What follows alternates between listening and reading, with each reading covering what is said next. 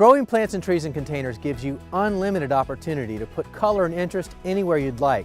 But the challenge with growing anything in a container is the roots tend to dry out a lot faster because they're all above ground compared to the same plant underground. But there's a solution for that, and it's drip emitters. You can have a drip emitter keep those roots perfectly hydrated even on the hottest days.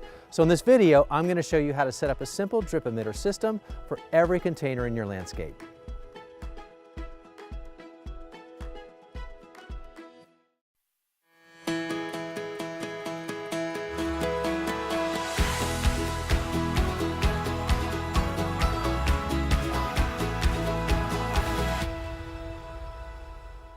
The first step starts at the water spigot. Use a pressure-regulated connection kit to connect the distribution tubing. Then route the tubing along the surface to the general areas where your containers are located.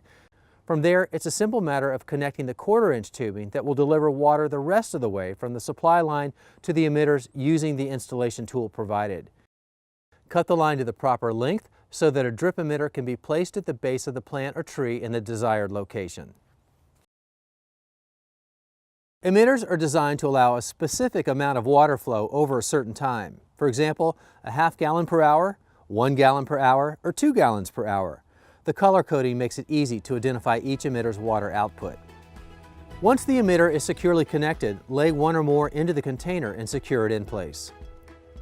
And for optimal control and peace of mind, go ahead and add a portable timer to put all of your drip irrigation on autopilot.